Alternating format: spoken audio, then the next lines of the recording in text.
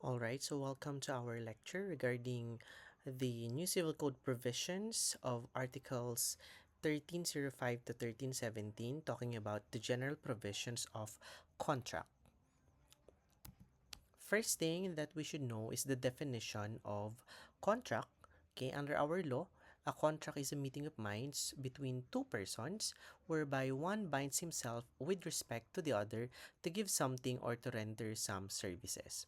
So as you can see, okay, there will be a contract when there will be a meeting of minds. Okay, meeting of minds by the parties.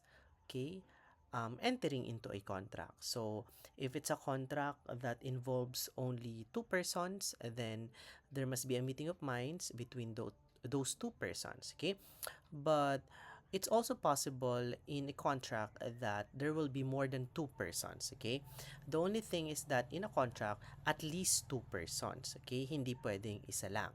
Okay, and when there is already a meeting of the minds between the parties or among the parties, okay, there will be an obligation. Doon napapasok yung contract being one of the sources of obligation.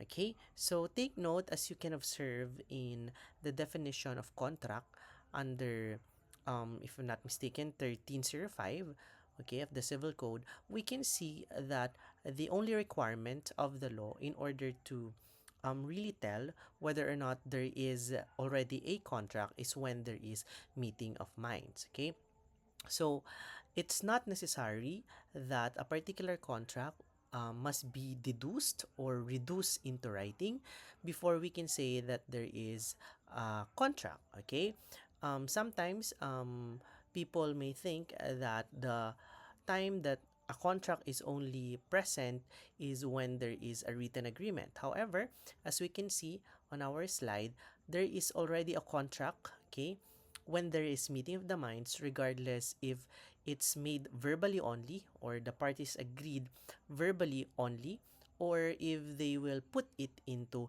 writing. Of course, this is with the exceptions of contracts like donation of immovable property, or any other contract that is specified under the law to be so-called formal contract. Okay, but generally speaking, once there is a meeting of the mind, okay, regardless if it's made verbally or in writing, there is already a contract.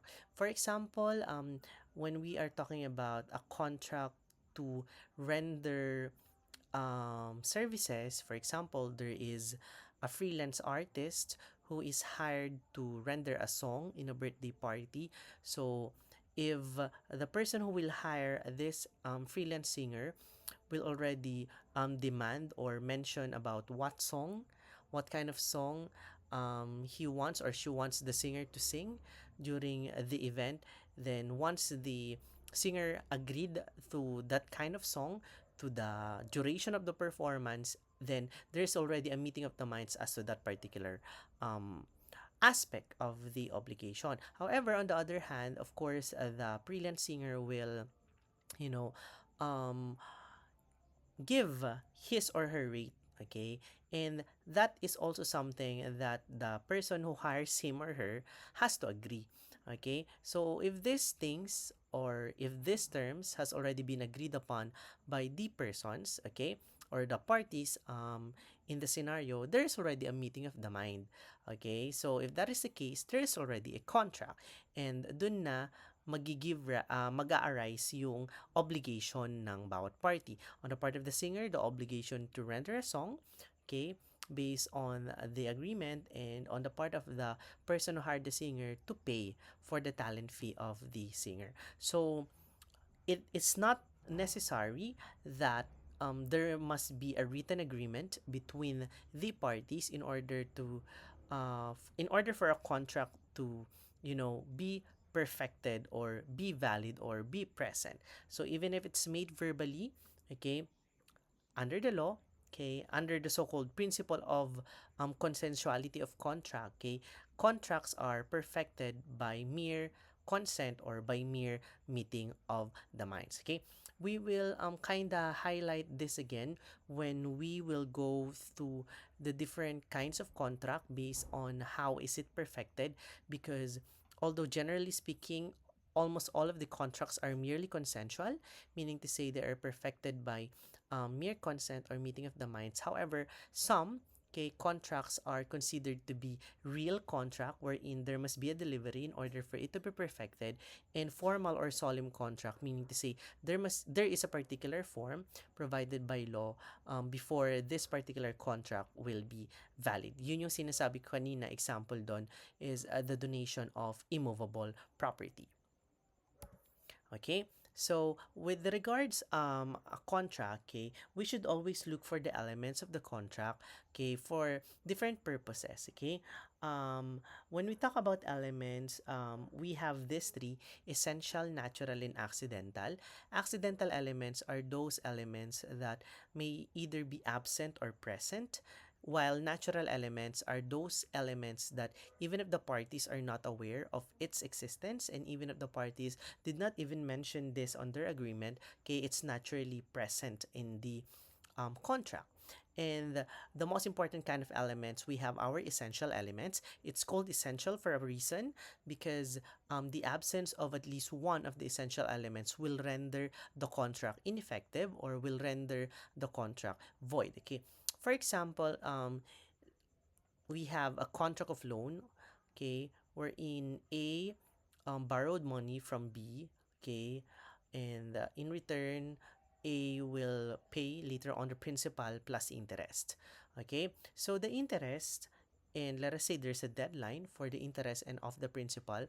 Okay, the interest is merely an accidental element. Why? Because there can be an interest, pwede namang wala ding interest. So, kapag yung element na tinutukoy natin is something that even if it's absent, it will still not affect the validity of the agreement, because sometimes we can borrow money with interest, but sometimes we can also borrow money without interest. It depends on the agreement of the parties. Okay, now when we talk naman about natural elements, we have the examples of warranty against hidden defects and warranty against eviction.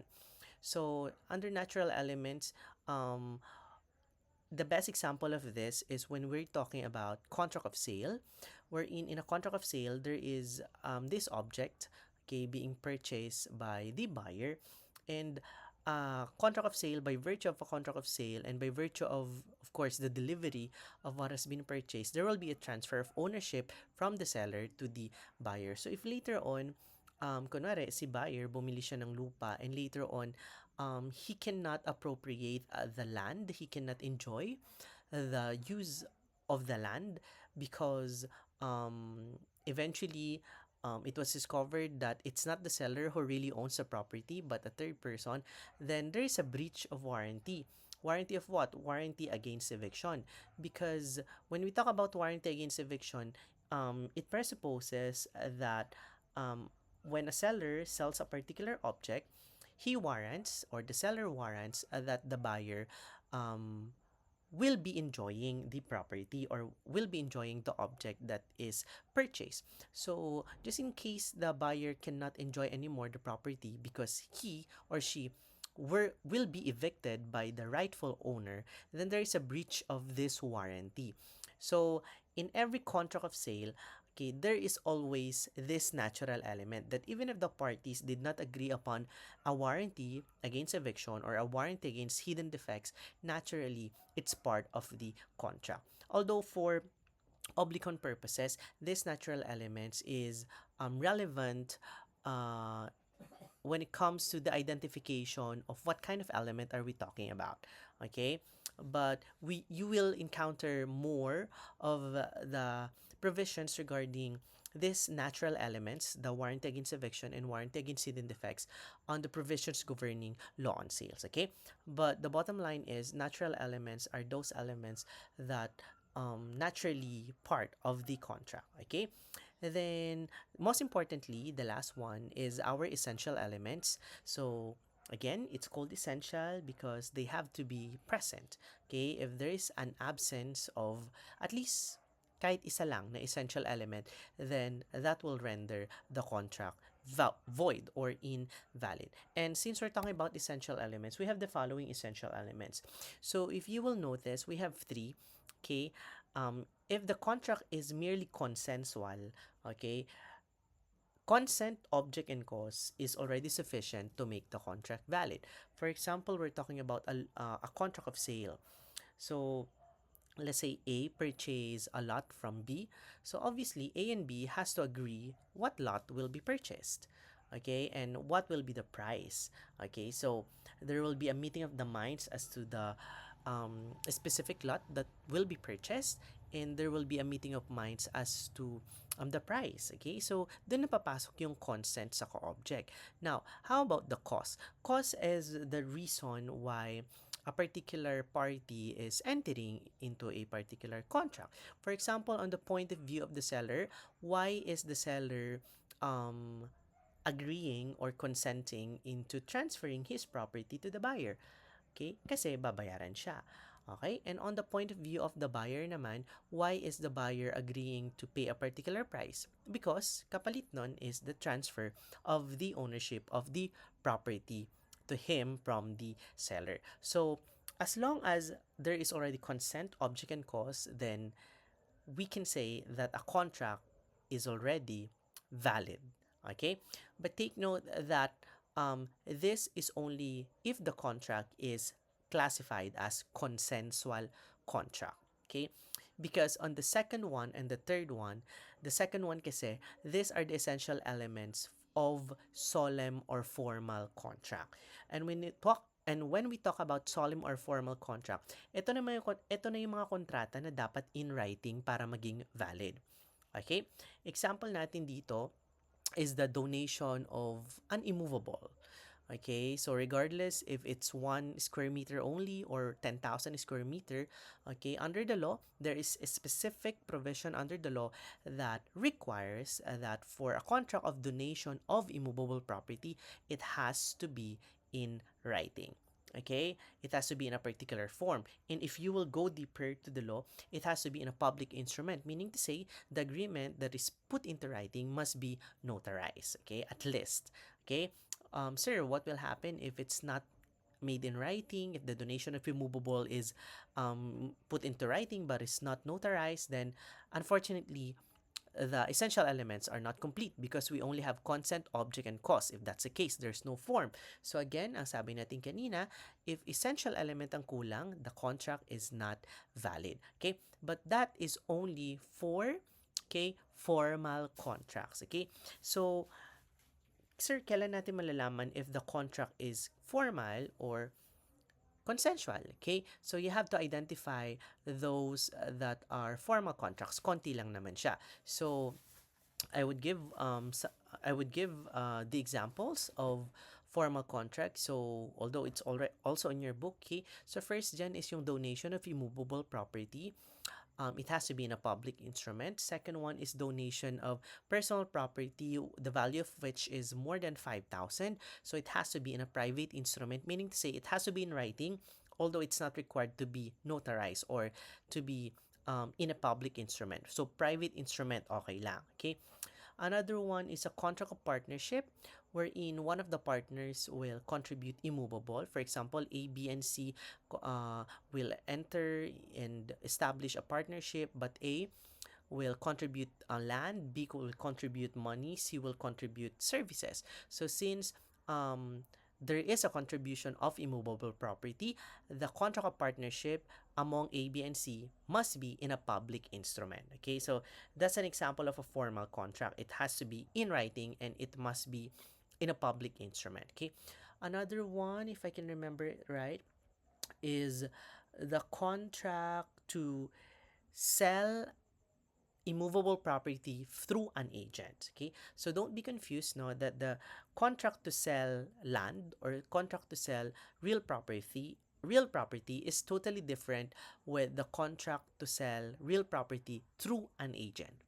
So, kunyari, when we talk about through an agent, I am the seller, I am the owner of the property, so I will not be the one who will sign the deed of sale. I will appoint someone, I will appoint an agent, okay, to sell my property on my behalf. So the sell or the sale that the agent will enter into the buyer, okay, okay, the contract of sale may not be in writing, okay, but the authority of the agent has to be in writing. So kahit na yung deed of sale na ginawa ni agent ko sa kanong buyer ay notarized, etc., if the authority of the agent is not in a public instrument, then invalid pa rin yung sale. Okay? So you will learn more about this under your loan agency naman. Okay? So those are some of the examples of formal contract. Okay? I believe there are other examples of formal contract. Okay? Look on your notes. Okay, kung ano yung mga example ng formal contract. Okay? But in order for you not to be confused, okay, just learn what are those formal contracts, because all other contracts that are not included in the list of formal contract are consensual only, okay, meaning to say they are perfected by mere consent. Okay, one example of that is the sale of real property, that is merely consensual. Okay, so if you will sell land, even if it's made verbally, okay, that is already valid. Okay, although there are other complications when it comes to that, when it comes to unenforceable contract, etc., and with regards to statute of frauds, but that is already on the succeeding provisions of the civil code. Okay, but for now, you have to understand that formal contract requires a particular form in order for it to be valid. Okay. Now, how about the third essential element? So, we have here consent, object, and cause, pareho lang din, plus delivery. So, there are contracts that the law requires delivery in order for it to be valid. Okay, hindi sale of land. Okay, hindi yon. So what are those? We have pledge. Okay, we have comodatum. Okay, so anong nangyayari sa contract ng pledge at comodatum? Pledge is, for example, magsasanla ka ng alahas mo. Okay, so you have to surrender your alahas. Okay, so in order for the contract of pledge to be perfected, you have to deliver the alahas. Okay, so that's a contract of pledge. So if there's no delivery of the alahas, okay, there's no contract of pledge. Okay, because contract of pledge is a real contract, and it requires delivery aside from consent, object, and cause. Okay, aside from that, we have comodatum, yung hihiram ka. Okay, so when we talk about comodatum, that is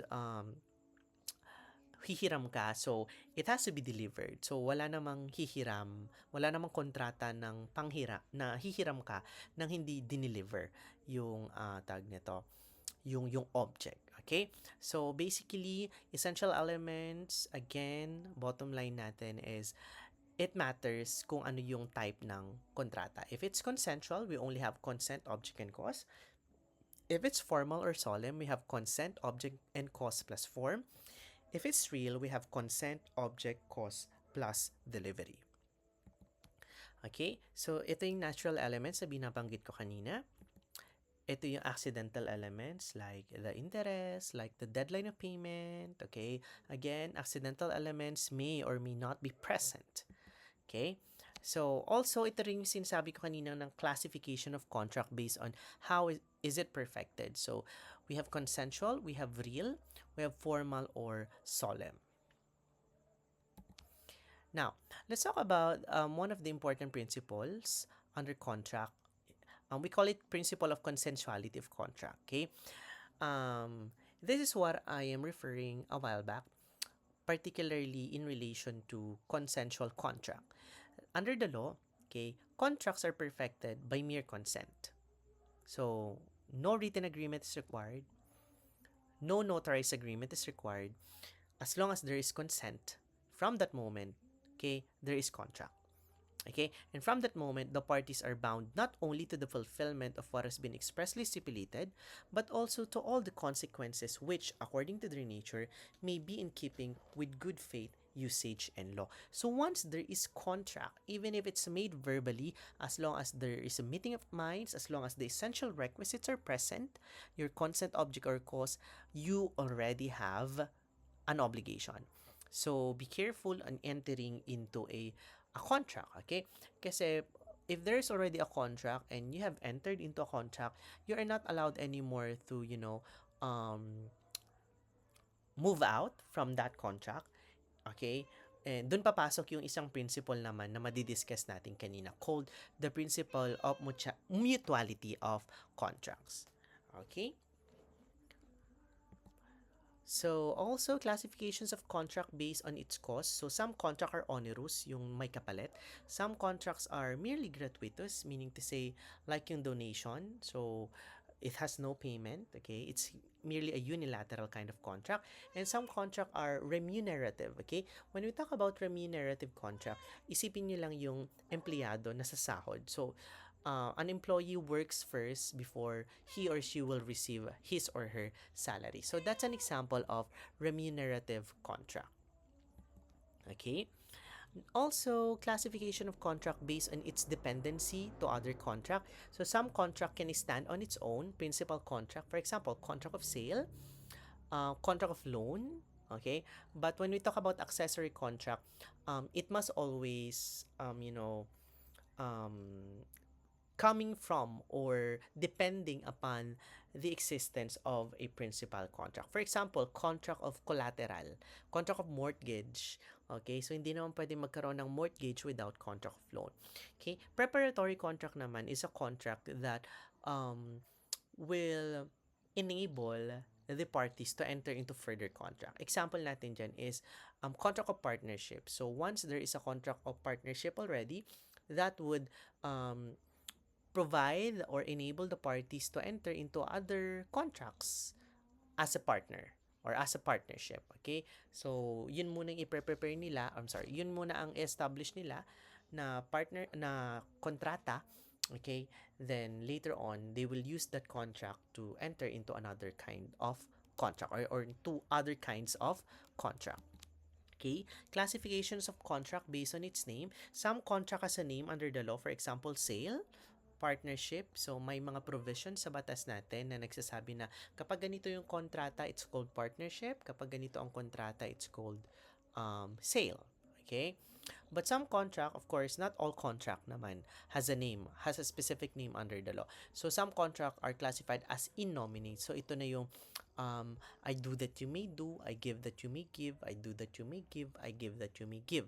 So, if you happen to read your notes, ito na yung do ut des, fascius ut fascias, do ut fascias, fascius ut des. Okay? Also, classifications of contract based on the manner to which the obligation is fulfilled.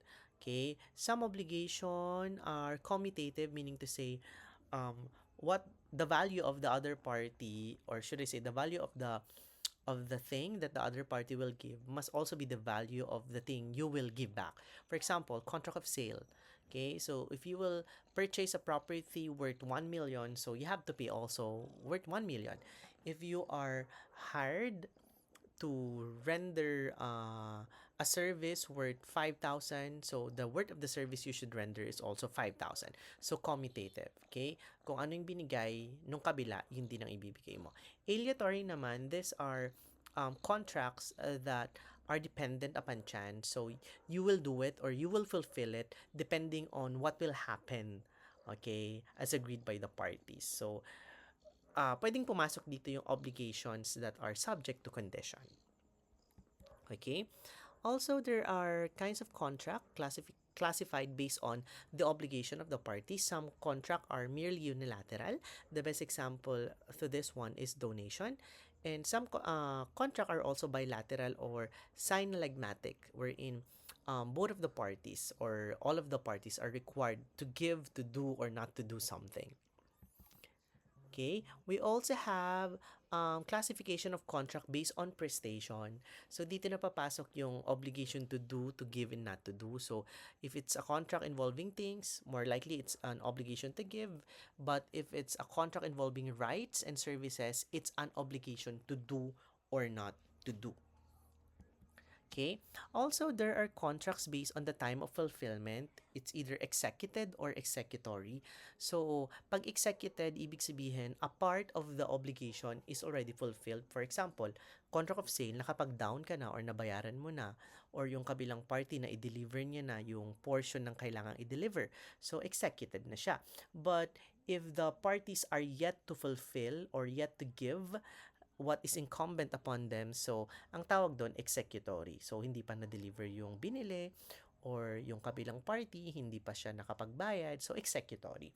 So, this classification of contract based on the time of fulfillment will matter depending on um, tag nito, or will matter in connection to the so-called statute of frauds na madidiscuss or mapag-aaralan nyo pagdating sa unenforceable contracts, okay? Pagdating sa defective contracts, okay? So, yan.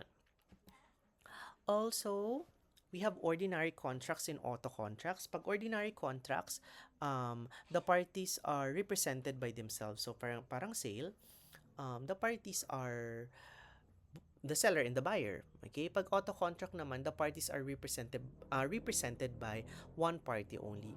For example, it's a contract of uutang para gamitin sa business. So, itong si debtor na uutang, meron siyang agent na maghahanap ng magpapautang.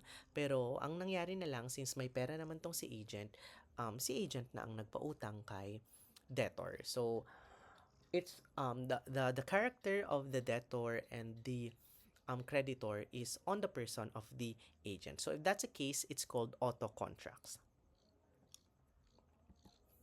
Okay, we also have based on who participates in the preparation of contract.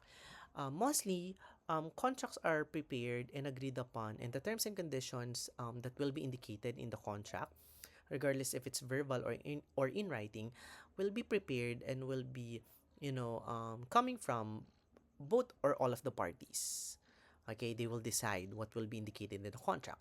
However, there are some contracts that are already prepared by the other party, and the only thing that the other party will do is to sign the contract if he agrees, or to say yes to the contract if he agrees to all the conditions. He cannot modify the contract anymore. So kung ayaw niya, he should not consent, he should not sign. Kung gusto niya, mag-sign siya or mag-consent siya. So ang tawag doon, mag-adhere na lang kasi siya. That's why it's called contract of adhesion. But you know what? There is an important thing regarding contract of adhesion, because when we talk about contract of adhesion, what if, okay, may mali pala dun sa kontrata. For example, one provision of the contract says na ang interest rate nung inutang ay 10%. Pero dun sa isang paragraph, hindi na edit, okay, ang interest rate lang ay 5%. Okay, so of course si creditor, ang gusto niya singilin 10%. But on the point of view of the debtor, ang gusto niya namang bayaran 5%. So which is which? Pareho namang napirmahan. So there's a confusion, right? So if that's a case under our law, if it's ordinary contract, kailangang i-determine yung agreement talaga nila, okay? But if it's a contract of adhesion, okay, pag hindi ma-determine yung agreement talaga ng parties, so ipipilit nung creditor na 10% yung interest, ipipilit naman ni buyer na 5% yung interest. So under our law, if it's a contract of adhesion, the interpretation is it must be interpreted in favor of the party na walang chance i-correct. Okay, so between the one who prepared the contract and the one who just adhered to the contract, who has the better opportunity to correct it? So, yung nag-prepare. So, it will be interpreted against doon sa nag-prepare. So, sino ba yung nag-prepare? Si creditor. So, hindi papanigan ng batas yung 10% kasi that is in favor of the creditor. Ang interpretation, it must be interpreted against the creditor. And of course, in favor of the debtor. So, if that's the case, the interest rate must not be 10%. It must be 5%. So that is the repercussion when we are talking about contract of adhesion. Okay, so yun yung relevance if the contract is a contract of adhesion. Okay, so next one, we have here the stages of contract. Okay, so let us say, mag-example tayo. If it's a contract of sale, so if the parties are still agreeing as to what property will be purchased, as to how much is the price, okay, there is bargaining on the part of the parties. So we're still on the negotiation phase or the preparation or conception phase. However, if the parties already came into an agreement as to the property that will be purchased or as to the price, everything is already settled, the parties already agree, then that is yung perfection na. Perfected na yung contract. Okay, so dun na nag-a-arise yung obligation of the parties. Okay? Obligation of what? Obligation na to pa rin yung mga napag-usapan. And kapag nagkaroon na ng bayaran, okay, natupad na yung obligation that is incumbent upon the parties, and then dun napapasok yung consummation or death or termination or fulfillment. Okay? So yun lang ang buhay ng kontrata. From the time it's prepared or conceived, from the time it's perfected, up to the time it is terminated or consummated. Okay? Now, let's talk about this principle of liberty or freedom to stipulate. Okay? If parties will enter into a contract, okay, they have the freedom to enter into whatever kind of stipulations they want. If they want this term, they can put it. If they want this condition, they can place it. Okay? But there's a limit. Okay? Ang sinasabi ng batas, yes, you can do it. Anything that you think is convenient, anything that you want. Okay? Provided they are not contrary to law, morals, good customs, public order, or policy. So if the agreement that is indicated in the contract is violative of any morals, violative of law, violative of good customs, public order, or public policy, then the court will void that particular provision, or kung worst case scenario, i-void na yung buong kontrata. Okay? So, we cannot say that if we have indicated a particular provision and all of the parties have agreed into it, okay, kailangan ng sundin ng parties yon. Okay? That's not what the law enshrines under the civil code. Okay? Hindi yun ang principle of liberty or freedom to stipulate. Okay?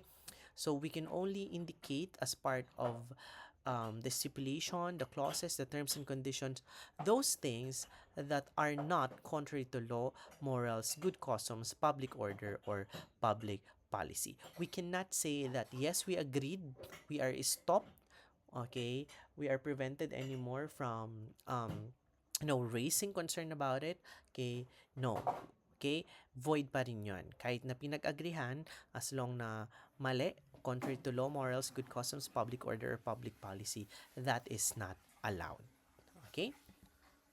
Because when we talk about these things like law, morals, customs, public order, public policy, take note that even if the parties are not aware of it, even if the parties did not mention about it, okay, these things are deemed incorporated in the contract. These things are included in the contract.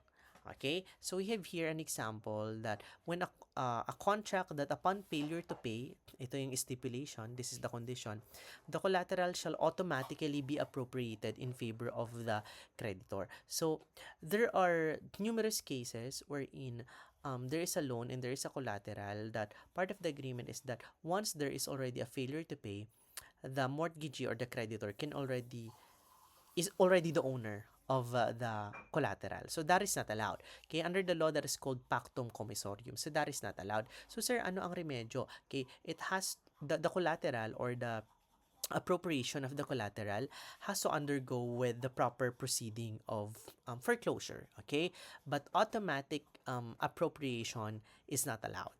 Okay? So, may batas tayo dyan. Okay? It's called pactum commissorium. This, this clause or this stipulation called pactum commissorium is not allowed. Okay? I know you might have heard things like this, okay? But this is not allowed, okay? If these matters will be brought before the court, obviously the court will render this stipulation as invalid. Even if the parties have signed a particular written contract, even if the parties have had it notarized, okay? this provision of that particular contract will be rendered invalid. Also, a contract that alone will bear 5% monthly interest. Okay. Um, is this a contract that is allowed, or is this a contract that violates or is contrary to law, morals, public order, or customs or public policy? So you have to go back to the discussion that we have talking about usurious interest, because 5% monthly interest may be allowed, but sometimes it may not be allowed depending on the circumstances, depending if it's really unconscionable or usurious. So again, it will be unconscionable or usurious if the borrower had no choice but to avail this interest rate. Okay, like for example, the loan is for medical reason and there's no other person that can lend money. That's why the creditor took that opportunity to take advantage of the need of the borrower. So if that's a case, looking on the surrounding circumstances, okay, the contract or the interest or the stipulation when it comes to the interest is unconscionable, it's contrary to law, so that will not be allowed by law. But if the interest rate of 5% per month is freely entered into by the parties, like for example, the loan is only for the purpose of um, having fun to go vacation or etc. So it's not something that is really a necessity on the part of the borrower. So we can say that the 5% monthly interest is freely entered into and freely agreed upon by the borrower. So if that's the case, the law or our court will not intervene into the agreement of the parties, okay, with regards to the 5% monthly interest. Again, it's a case to case basis. Next one is a contract that the interest in a loan may be changed unilaterally by the lender without any limit. So, do you think this is a valid provision that even if the parties have signed and have the written agreement notarized, do you think that this will be valid? So, we have a jurisprudence here that this is a kind of stipulation that violates the principle of mutuality of contracts, because if you will enter into a contract, the contract must give equal opportunity, equal right on on both of the parties or on all of the parties.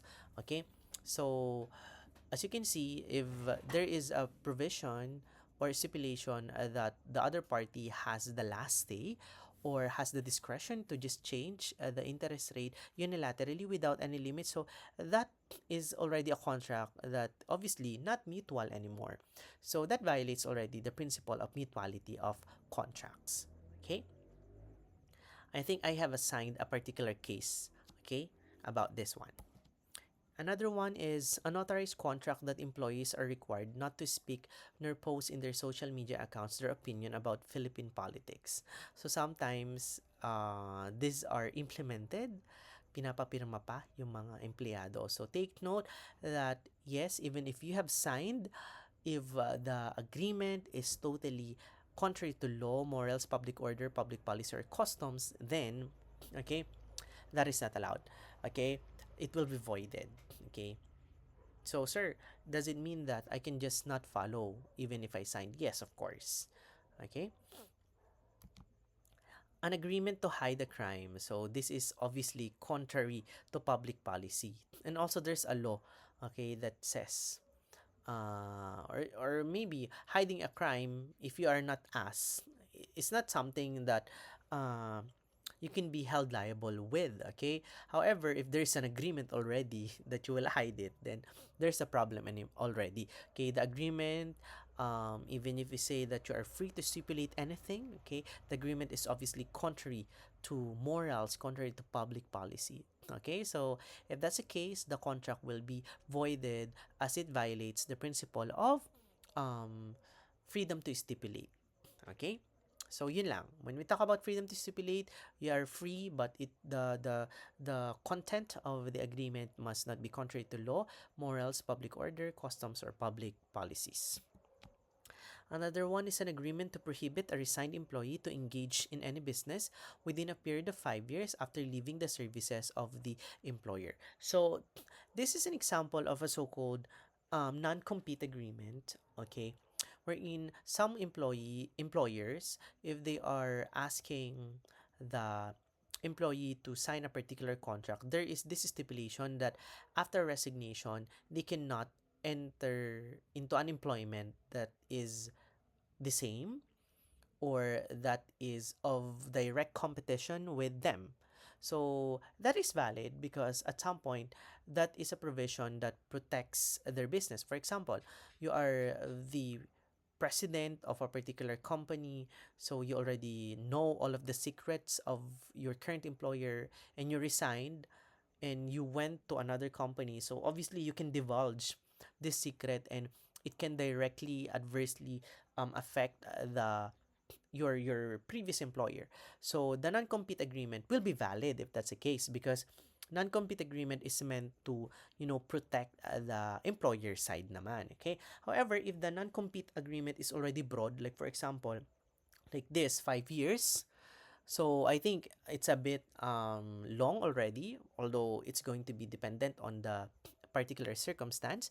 But for example, you're just a normal employee, okay, a rank and file employee, wherein you don't know much of the secrets of the company, like your task and everything that you have obtained as part of your knowledge in that particular employer is only um, clerical things. So there's no point of preventing you into being employed in another company, because if that will be allowed, that will also be affecting your livelihood naman as an employee. So this kind of agreement, this kind of stipulation will be valid or not valid, or will is contrary to law or is still allowed, okay, depending on the extent of the stipulation, okay, or depending on the coverage of the stipulation. Okay? So, yun ang freedom of to stipulate. Next is our principle of mutuality of contracts. Okay? Again, the contract must bind both contracting parties. Its validity or compliance cannot be left to the will of one of them. So, any contract which appears to be heavily weighed in favor of one of the parties so as to lead an unconscionable result is void. Under mutuality of contracts din, pag pumasok ka sa kontrata, hindi ka pwedeng umalis. Under mutuality, on your own decision, okay, you can be held liable for damages if that's the case. Also, under the principle of mutuality of contracts, yun, sabi ko kanina, the conditions and the terms must not be heavily weighed in favor of one of the parties. Hindi siya pwedeng one-sided lang. Okay? It has to be fair. Okay? Between and amongst the parties. Okay? Next one, another important principle, okay, is the principle of relativity of contracts. So, in short, pag relativity of contracts, okay, ang bound lang doon sa terms and conditions are the parties. Okay, ang idadagdag lang natin doon, their assigns and heirs. Their assigns is yung agent nila or kung kanino nila inassign yung right nila and obligation over that particular contract. And yung heirs nila, because heirs under the law will succeed, okay, the rights as well as the obligations of their successor. So under the law, contracts take effect only between the contracting parties, their assigns, and heirs. Okay, the only exception is that when there's the so-called stipulation per autrui. Okay, but we'll talk that later on. Okay, talk about that later on. Okay, so um the obligation as a result of the contract will affect only the parties, their assigns, and heirs. But it will not affect the assigns and the heirs if the rights and obligations na pinag-uusapan are not transmissible by nature or by stipulation or by provision of law. For example, okay, you are granted an academic scholarship kasi mataas ang grade mo. Eh dahil naawa ka sa classmate mo, gumawa kayo ng kontrata that you are transferring your right to be an academic scholar. So that is not allowed. Why? Because yes, assignee mo siya assigner ka, but take note that by nature, by the very nature of your right to be an academic scholar, that is not transmissible. Also, your right to vote, that is not transmissible. Okay? um, and other things. Okay? So, you have to identify which right and obligations are transmissible.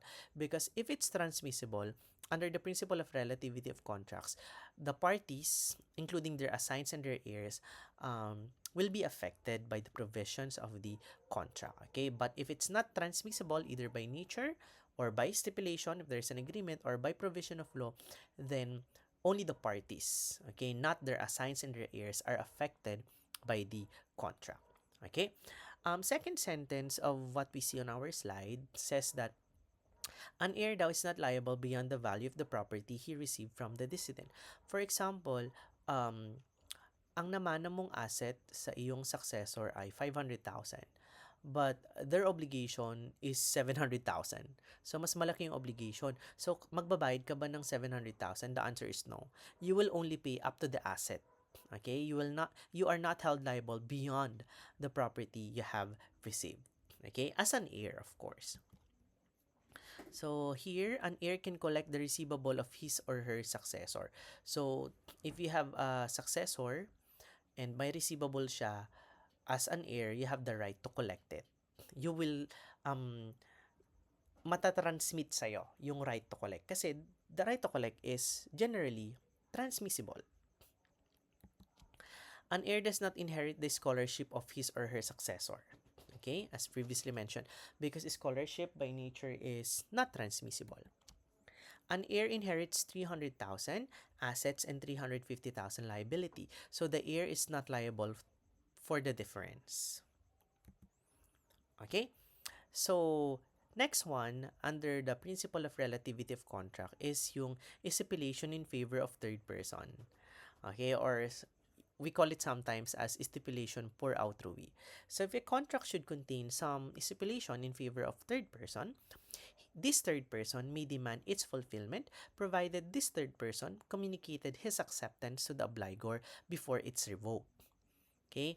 The mere incidental benefit or interest of a person is not sufficient. So the contracting parties must have clearly and deliberately conferred a favor upon a third person.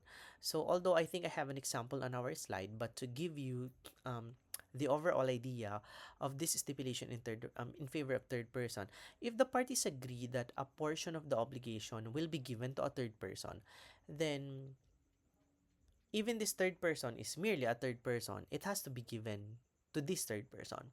So, can this third person, even if he is merely a third person, can demand the party to fulfill it? Obviously, yes, because it's part of the contract. Okay? Example.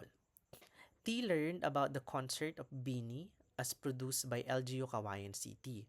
So, meron daw concert, nalaman ni T. As a result, ang ginawa ni T, nag-renovate siya ng space niya malapit siguro sa venue. Nag-put up siya ng sheds in bathroom for rent. Kasi akala niya for sure dudumugin, which cost him 35,000. The concert later was canceled. 'Di ba? May T ask for damage. Is T really is T a third person? Yes. Okay? But is the interest of T here direct or merely incidental? Okay, as we can see here. Okay, incidental lang ba? Wait lang. Okay. Let me just have... Okay, incidental lang ba yung kanyang benefit? Or direct ang benefit? Kasi kung direct benefit, may karapatan siyang mag-ask for damages. But if the benefit of T here is merely incidental, okay, then wala siyang karapatang mag-ask ng damage. So, do you think there is a direct benefit on the part of T or the benefit of T is merely incidental? So, take note that here, incidental lang naman yung, tawag nito, yung interest ni T. So, hindi pwedeng mag-demand si T ng damage. Pero kunyari, ang naging agreement is that LGU Kawayan and the manager of Bini had asked T to renovate the same, then may karapatan siyang mag-ask ng damage. Okay? So, when we talk about stipulation in favor of third person, you just need to identify whether or not the stipulation is really clear, okay? Clearly in favor of the third person or wala naman. Dito naman kasi hindi naman clear na um, binigyan ng benefit ni LGU Kawayan at ng Bini City.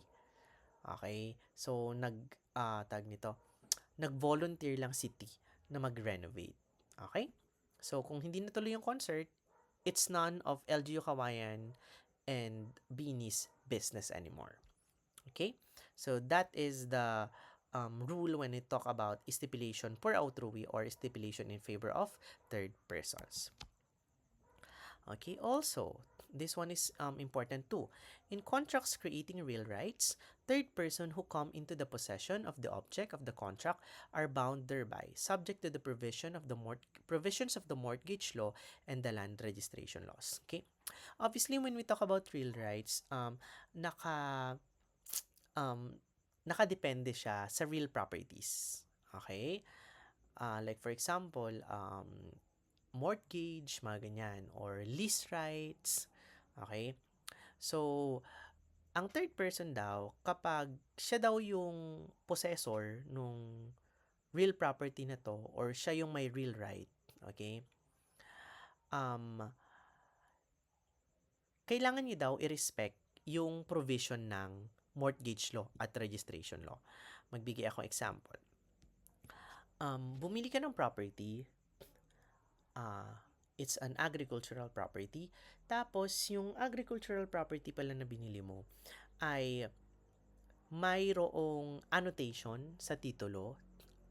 Annotation of what? Annotation of encumbrance. Meaning to say, nakasanla pala siya sa bangko. Last year sinanla. Pero ikaw, binili mo pa rin. Okay? Nagpatayo ka ng bahay, etc. Eventually, hindi nakapagbayad yung seller mo dun sa bangko. So, obviously, the bank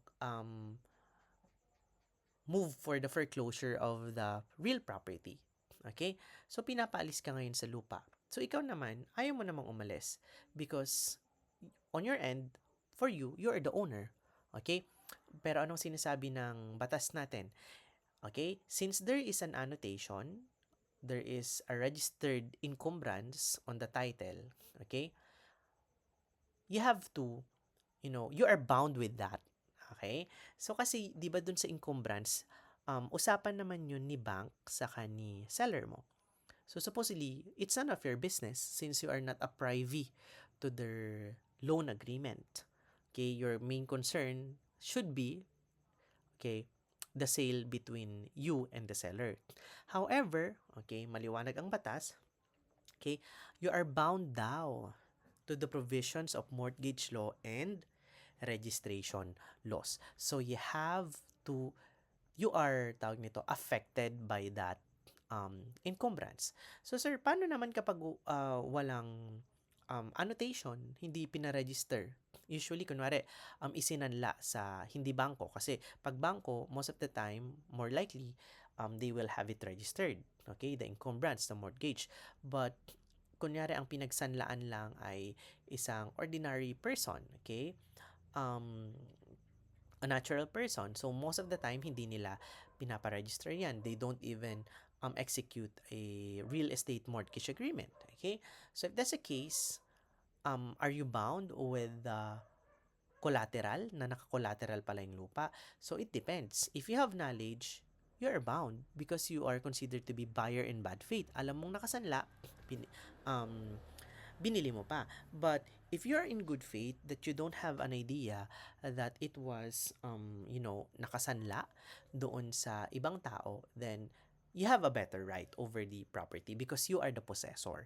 Okay? Yun yung mga nakasaad sa mortgage law natin saka sa registration laws natin. Okay? So, it's very important that if you are purchasing a real property, which of course, or any real rights, okay? You have to look on the registration. Okay? Kung may titulo yan, hanapin mo yung titulo. I-verify mo hanggang maaari. Okay? So, kasi even if you are not party to the loan that the seller has entered into with that third person, Okay? You have to respect that. You are affected with that. So, yun yung sinasabi ng principle of relativity. Aabot sa'yo yung epekto nung kontrata na pinasok ng ibang tao kahit hindi ka kasama. Okay? Because under the law, um, you have to, you are subjected, okay, to the provisions of mortgage law and the land registration laws. Okay? So, yon, bear that in mind. Yeah, I have here an example pala. So, T purchased the lot of A. A's lot is mortgaged with C Bank. A failed to pay. As a result, C Bank forecloses the lot of A, but T refused because he already purchased it and his house is already erected on it. To whom should the house belong, T or C Bank? So, if the mortgage or encumbrance is annotated, or if the mortgage, even if it's not annotated, is um, within the knowledge of T, then the house or the land or the property belongs to C Bank. Okay? But if the mortgage or the collateral is not registered and also not within the knowledge of T, then the owner of the property is T, since T is already the possessor. And T is considered to be a possessor in good faith. Okay? Also, creditors are protected in cases of contracts intended to defraud them. Okay? Dito na papasok yung nabanggit natin last time na action Pollyanna. If you can still remember that. Okay? I'll try to write it here. So, action Pollyanna is one of the... I'm sorry, no. I'm just using a laptop. Okay? So, this is letter C, ha? Okay? So, action Pollyanna is one of the remedies of a creditor whenever he is not paid. Okay? Kasama niya si action subrogatoria. Okay? Pero di ba when we talk about remedies, apat 'yon. Una, dapat exact fulfillment ka muna, singilin mo muna. Pangalawa, levy, kunin mo yung mga properties niya kung meron. Kung wala talaga, subrogation, action subrogatoria, tignan mo kung may mga receivables siya, ikaw ang maningil. Kung wala na, action Pollyanna. Ang nangyayari sa action Pollyanna is that if there are properties of that debtor that has been sold for the purpose of, defrauding you para maiwasan na makuha mo yung property nila, so you can cancel that sale. Okay? So, yes, you are not party on that sale, but under the principle of relativity of contracts, you are allowed, okay, na makialam dun sa sale nila. You can ask the court, you can file a case to cancel the sale. For example, no, imbis na may makukuha kang lupa para pambayad doon sa utang niya sa'yo, so wala na. Yun pala, binenta niya na pala, pinagbibenta niya sa ibang tao. And take note ha, sir, what if I'm this third person that has purchased the property? Okay, maagaw sa akin yung lupa. It depends. Okay? Maagaw sa yung lupa, makakancel yung sale nyo, okay, yung sale na nung binili mo yung property, if you have knowledge, okay, or if there is an annotation that there is a pending case regarding the person to whom you have purchased the property. So, titignan ulit ng batas kung sino yung good faith. Kasi, hindi din naman natin mako-consider that the purchase you have entered into is defrauding the other party. So, there's already a fraud. It's a contract that is intended to defraud the creditors. If you have knowledge, if you only purchase it in order to, iiwas yung property from the possible levy or forfeiture of the creditor of your seller slash debtor of that creditor. Okay? So, you can cancel. So, pasok siya sa relativity of contracts because you are not party on that contract of sale, but you can intervene. Okay? Because creditors are protected in cases of contracts intended to defraud them. Okay, example, Mayor T purchased the lot of Mr. A knowing that Mr. A is indebted to Mr. B. As a result, when Mr. B filed for levy of Mr. A's property, there is no available property. So may Mr. B seek to cancel the sale between Mayor T and Mayor A para siya ang makakuha ng property at i-apply niya sa hindi nabayaran ni Mr. A. So again, it depends. If the purchase of Mayor T is to defraud iiwas yung property, aware siya, di ba? Then, Mr. B can definitely seek to cancel the sale, seek to obtain the remedy of action Pollyanna. So in this case, alam niya, 'di ba, knowing, okay, that Mr. A. So this happens in real life. Okay? So the creditor can avail of the remedy of action Pollyanna. Okay? Also, any third person who induces another to violate his contract shall be liable for damages to the other contracting party. For example, si GMA sinulot niya yung artista ni ABS. Although ngayon nag-merge na kasi sila eh. So kunyari nagkahiwalay sila. So yung artista nag-violate siya ng kontrata. So si ABS pwede niyang habulin itong si GMA, okay? Because GMA induces the artista to violate his contract. Okay, so that is principle of relativity of contracts. Now, under the principle of obligatory force of contracts and compliance in good faith, okay, it's as simple as when you enter into a contract, okay, you are already bound. Okay, it's the law between you, and you should comply your obligation as enshrined in your agreement in good faith. Okay, you have to fulfill your obligation properly. Okay, because upon perfection of the contract, you're already bound to fulfill what is agreed and to fulfill all other things that are in harmony or is implied with your obligation. Okay, and you should do that in good faith, in accordance with good faith, usage, and law. So, kung pumasok ka sa isang kontrata, you have to fulfill what is incumbent upon you.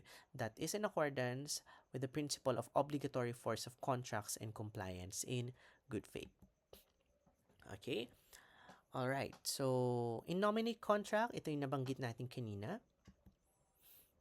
Next one is determination of the performance by third person. Can parties agree that a particular part of the contract will be decided by a third person? Obviously, yes. For example, sa sale, hindi nyo naman alam kung magkano yung presyo. So, you will ask an expert to determine the price. So, you can do that as long as you both agree. Okay? So, the determination of the performance may be left to a third person whose decision shall not be binding until it has been made known to both contracting parties. So, kung alam niyo na yung presyo na dinicide nung third person na inassign nyo at pumayag naman kayo, then that's it. Okay? The only exception to this is when the decision of this third person is evidently inequitable. For example, the going price of the land is 1 million, but the third person, pinagtripan niya kayo, 10,000 lang. So, you are not bound. Okay? You are not bound with the 10,000 because that is evidently inequitable. If that is the case, okay, the court will intervene already. Okay? Siya nang magdedetermine kung ano ang equitable. Okay? Dun lang makikialam ang court. Okay? Kasi kung tama naman yung ginawa nyo, hindi niya papakialaman. How about contracts entered into in the name of another? Okay, obviously, no one may contract in the name of another, except of course, if you have authority. Or if you have the right to represent this third person. Or kahit walang authority, kahit wala kang right to represent this third person, but eventually, nag-ratify ka. Anong ibig sabihin ng ratify? Hindi ka nagreklamo, pumayag ka na lang. Okay? So, magiging bound ka. Okay? But in the absence of ratification, in the absence of authority, and in the absence of right to represent, okay, the person to whose name, okay, is being dragged in a particular contract, you've entered into a contract into the name of that person, this person is not liable to the agreement you have entered into. Okay? Okay, now let's go to the cases. Okay, I assigned some cases to you. Okay, the first case is First Philippine International Bank versus Court of Appeals, GR number 11589, January 24, 1996. Okay, so the facts of the case are as follows. So the bank owned assets. Itong 6 parcels of land na to, okay, na may titulo is na-foreclose niya sa mga nagsanla sa kanya. Okay? Naghanap sila ng buyers. Okay? Now, Demetria and Hanolo, pumunta sila sa bank. Okay? Nakipag-usap sila sa opisyal ng bangko, okay, named Mercurio Rivera, the manager of the property management department of the bank. Okay? Nagkaroon sila ng meeting, may mga letters din. Okay? The buyers claimed na yung mga meeting na yon at exchange ng letter ay offer, okay, na inaccept na nila. And according to Demetria and Hanolo, because of these offers, there's already a perfected contract of sale. However, okay, the bank denied the authority of Rivera. Nagdadahilan na sila. Rivera has no authority, walang meeting of the minds as to the price. Okay? Ipinilit ngayon ni Demetri at Hanolo. Okay? That's why, as you can see, buyer sued for specific performance. Ang ibig sabihin ng specific performance, Korte, please order the bank to execute a deed of sale in favor of us because there's already a perfected contract of sale. Okay? So, the bank says there's no perfected contract of sale. Demetria and Honolo says there is a meeting of minds. It has to be sold to them. Okay? So, is there a perfected contract of sale? The court held that the essential elements of contract of sale, which is, since contract of sale is consensual, right? Which is consent, object, and cause, these are all present. Ano ang naging ebidensya? Yung mga letters. Okay? Pinakita yung mga letters and the conduct of the parties. So as you can see, even if there is no deed of sale that is signed by both of the parties, if there are letters indicating that there was an offer, there was acceptance, and the acceptance was made known to the bank, then there's already meeting of the minds. There's already a contract of sale. So the bank cannot unilaterally move out from that agreement. Okay? The acceptance of the bank's counteroffer by Hanolo on September 30, 1987, so there was a letter that is dated September 30, 1987, after confirmation by senior bank officers, constitutes already meeting of minds. So there is already meeting of minds. So under the principle of consensuality of contract, may obligasyon na yung bangko na mag-execute ng deed of sale. Okay? The court ruled that the exchange of letters constituted sufficient memoranda to satisfy the statute of frauds, and even if not, the petitioner's failure to object to oral evidence during the trial. Okay? Ito na yung sinasabi kong statute of frauds. Let me tell you something about this. Okay? Ang contract of sale of land, just like in the case that we have, kapag verbal, valid. Pero kapag hindi in writing, unenforceable. Medyo confusing. Valid siya kasi consensual lang siya, but if it's not made in writing, sinasabi ni statute of frauds, unenforceable. Anong ibig sabihin ng unenforceable? Hindi mo pwedeng ipilit. So parang valid pero hindi mo pwedeng ipilit. But then, there was a written agreement. Saan nakita yon? Doon sa mga letters. Okay? The exchange of letters. So that's already considered to be a written agreement. So, hindi necessary that it's a deed of sale signed by both of them. It's sufficient that there is this written things, the letters, that proves that there is offer and there is acceptance that proves that there is meeting of the minds. So, therefore, valid siya, saka enforceable na rin. Okay? So, in short, under the First Philippine International Bank versus CA, as long as there is meeting of the minds, okay, the contract is valid. And since there are letters, the contract under statute of frauds is also enforceable. So therefore, nanalo sa kaso yung si Demetria saka si Hanolo. Okay?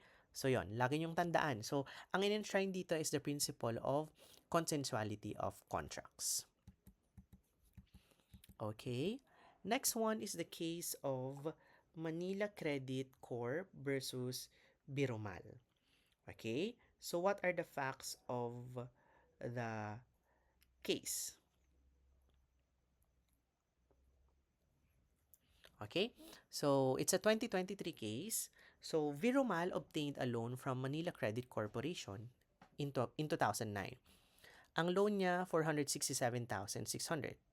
It has a collateral at ang interest rate ay 23.36 per year. Okay? Tapos, nagkaroon ng problema, ni-restructure yung loan.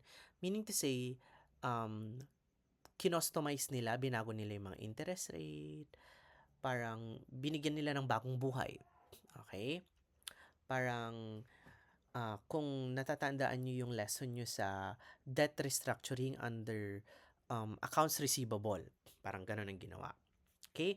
Nag-execute ng bagong promissory note, mas mataas na yung interest rate.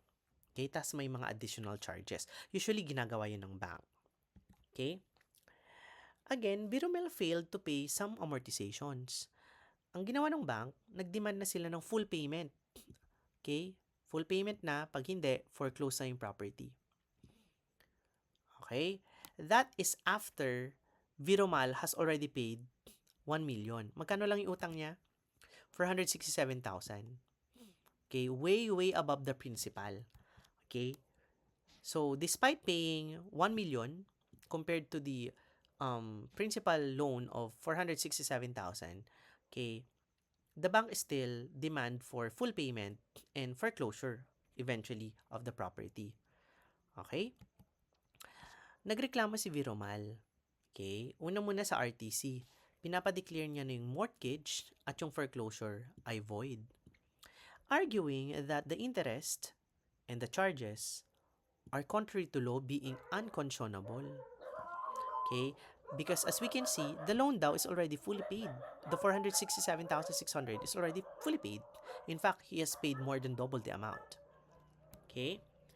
Ang sabi naman ni bank, nag-consent ka naman, Viromal. Okay? You also consented to the 36 per annum effective interest rate and penalty. That's why you are already stopped. You cannot anymore ask question about it. Okay? You have signed the agreement. Okay? Ano sabi natin under the principle of freedom to stipulate? Pwede ba yan? Okay? Kahit pumayag, pwede ba? Kung unconscionable, kahit pumayag, pwede pa rin ba? Okay? The bank argued that Viromal willingly agreed to the loan terms, including the interest rates and penalties, and thus, Viromal cannot later on challenge the validity. Okay? Viromal says that your interest rates are predatory, unconscionable, and void. What are the issues? Whether or not yung mga na-stipulate na interest rate are valid and enforceable kahit na pumayag naman si Viromal at kahit nakapirma naman siya sa mga promissory note, etc. Okay? What is the ruling of the court? No, that is not allowed. Okay? The court held that while parties are generally free to stipulate terms in contracts, this freedom is not absolute and does not extend to provisions that are unconscionable or contrary to law, morals, or public policy. This is the very thing we are previously discussing about the freedom to stipulate. The 3% monthly effective interest rate on top of the 23.36 per annum interest and compounded penalties was not expressly stipulated in the promissory note and was unilaterally imposed by the bank. Okay? So, may violation din ng principle of mutuality, okay, of contract. Okay? So, the total interest and the penalty charges already amounted to 77.36 per annum. These are grossly excessive and contrary to law. Thus, it must be voided even if it's agreed upon by the parties. Okay? Even if nakapirma yung parties. Okay? What can we learn here? So, according to this case, courts may intervene and equitably reduce or nullify stipulations with regards to interest rates. Okay? When such rates are found to be grossly excessive, unconscionable, or contrary to law, morals, or public policy. Even if parties, take note of this, even if parties freely agree to such terms, the principle of autonomy of contract or the principle to stipulate does not extend to stipulations that are iniquitous or oppressive, and such provisions are deemed void and not binding. Okay, so that is the lesson in this case. Okay, next case is Halagenia. Ito yung mga women, okay, ng PAL, a 2023 case also.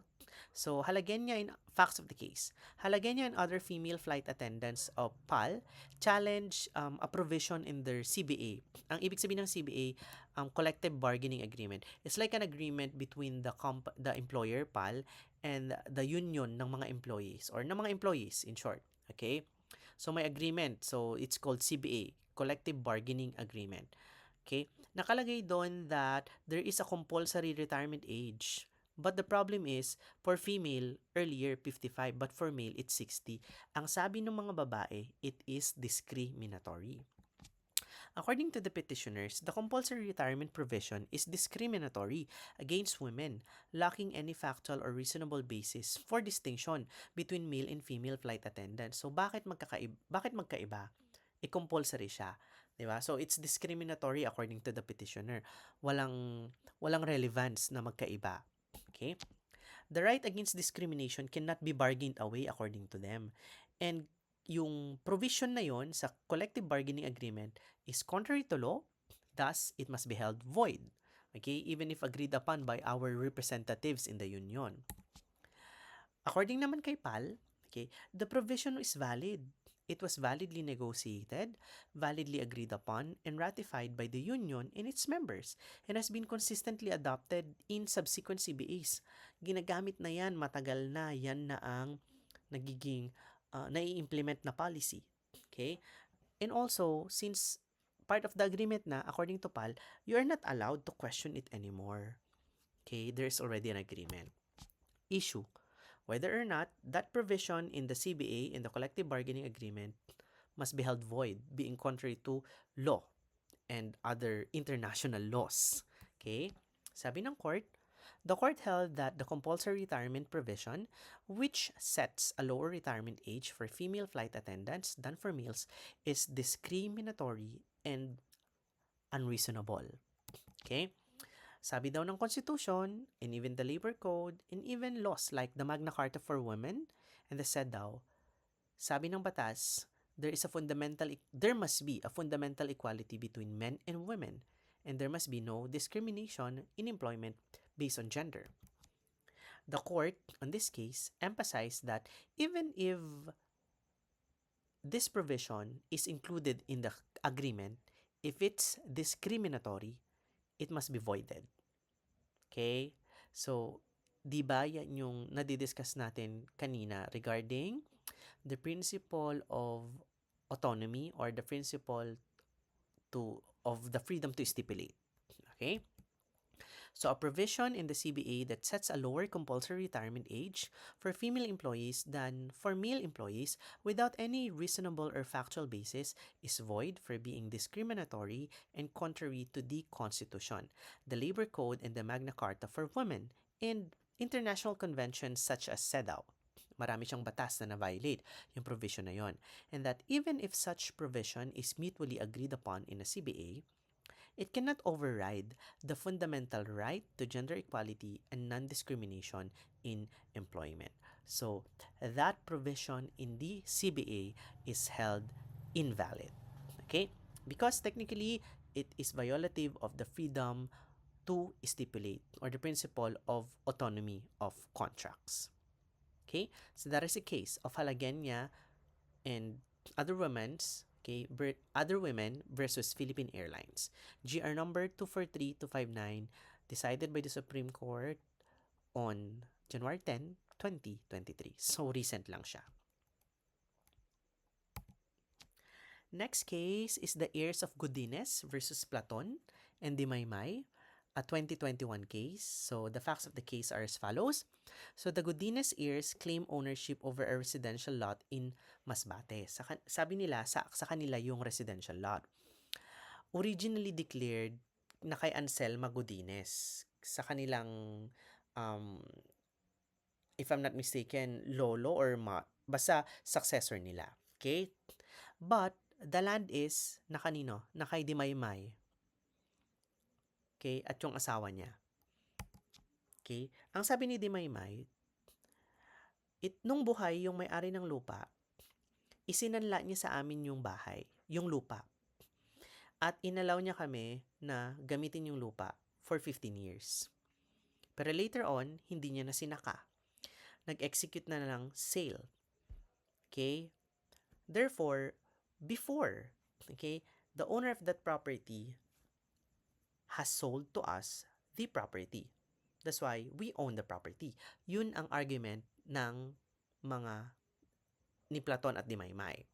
Okay? Sabi naman ng mga heirs ni Godines, okay, mali daw yon kasi imposible daw na nag-execute si owner ng property ng deed of sale kasi bata pa siya. If I'm not mistaken, 14 pa lang daw si may-ari ng lupa noon. Okay? So, sabi naman ni Dimaymay, okay, we have acquired it through a valid sale. Merong napirmahan. Okay? And sobrang tagal na yan, okay, nag-prescribe na yung palugit ng batas for the heirs of Godines to challenge the sale. So according to the petitioners naman, heirs of Godines, the deed of confirmation of sale is void kasi 14 pa lang si owner ng property. Okay?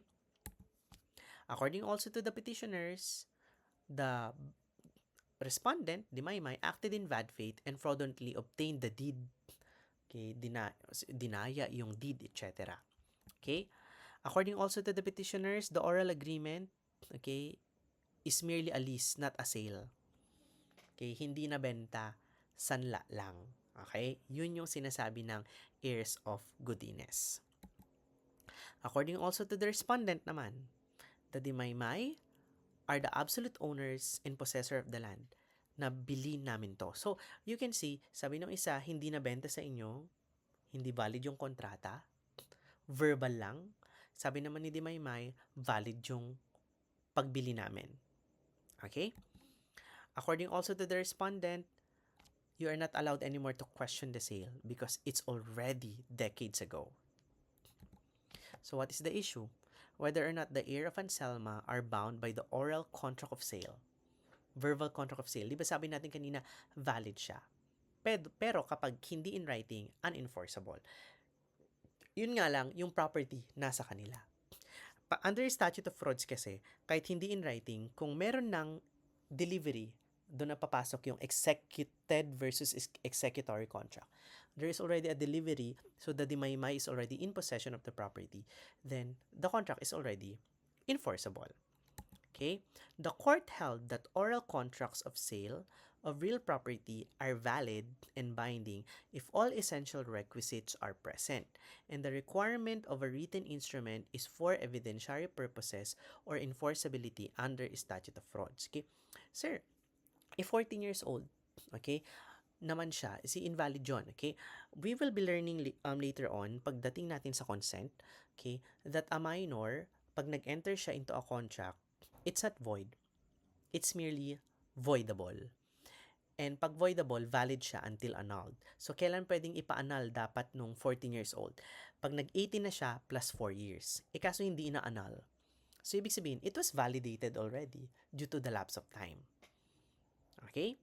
So, the statute of frauds applies only to executory. Ito, executed na. Kasi the property is in the possession of Platon and Dimaymay. Hence, even if it's not in writing, it's already enforceable. Ito yung sinasabi ko kanina. Okay? So, the evidence showed that Anselma received the payment and Dimaymay took possession and the property was tax declared in Matilde's name. Okay? I think Matilde is either Platon or Dimaymay. Okay? So, what is the lesson here on the case? So, even if it's an oral contract of sale of a real property, since sale of a real property, na kanina ko pa highlight, okay, is a consensual contract. So, even if it's not reduced into writing or not embodied in a public instrument, it is valid and binding. If all essential requisites are present, merong consent, object, and cause. Okay, the statute of frauds only renders such contracts unenforceable if executory. Okay, pero on the case at bar, it's already executed. Thus, it's both valid and enforceable. Therefore, the property is validly purchased years ago by Platon and Dimaymay. So, natalo si heirs of Godines. So, as you can see here, ang in-enshrine naman dito is the principle of principle of consensuality of contracts. Okay? That is the case of Heirs of Godines versus Platon and Demaymay, a 2021 case. All right, so I think we are now at the end of our session. So for the remaining two cases, the case of Salubod versus Security Bank and the case of Sven Densen versus People, okay, I would give you this as your midterm assignment. So you have to make a case digest, okay? One case, one yellow paper. Okay, sa harap lang. Hindi na pwedeng uh, makarating pa sa likod. Okay? So, as you can see, yung mga case digest dito sa discussion natin, konti lang and very simple. Ganun lang dapat mag-case digest. Okay? The case digest that I have observed so far from all of you, ang daming sinasabi na irrelevant. So, I'd like you to make a case digest that is simple, kung ano lang yung facts that are relevant, the issues that are related to our topic, and the ruling of the court. That's it. Okay? So, since these are two cases, dalawang papel, so you have to um, write the case digest of the first case on one paper sa harap lang. Okay? Hindi pwedeng 2 pages, hindi pwedeng makarating sa likod ng papel. Okay? Sa harap lang. Then, the case of Isbendensen versus People, another paper. And you have to submit it, let me check my calendar. Okay, you have to submit it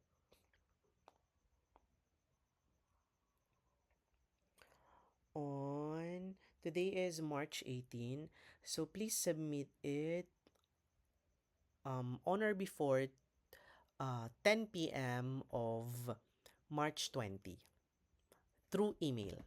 Okay? So again ha, isang file lang po ha, i-PDF, tapos isang file lang. So yung PDF nyo, dalawa ang page niya. Okay, tag-isang page yung dalawang case. So I don't like a file being sent to me that is tawag nito, picture. Ayoko ng dalawang picture, isang PDF lang. Okay? Then the email subject must be your last name, then first name, then your comma, then your middle initial, then space, hindi underscore ha, space kung anong section nyo. Kung BSA 1A, you put it as BSA 1A. If it's BSA 1B, you put it BSA 1B. If it's BSAIS 1, you put it as BSAIS 1. So this will be your email subject and also the file name. Take note ha, email subject saka file name. Okay? So deadline March 20, 10 p.m. Okay? You submit it to my email, yung attorney, yung may number, yung at attywally84560@gmail.com. Okay? So, again, this will be your assignment. And then, announcement, Monday, you'll have your quiz. Okay? Ang quiz natin is regarding the general provisions of contract. Then, Friday, next week, let me just give you a date. March 23 quiz, then March 27 your midterm exam. Your midterm exam, I have decided that it will comprise extinguishment and general provisions of contract. Okay, but again, as I mentioned to section BSA 1A, okay, some questions, of course, will be coming from the related provisions of extinguishment and contract na na-discuss natin nung prelims. Okay? So, I think that's all. So, see you next week.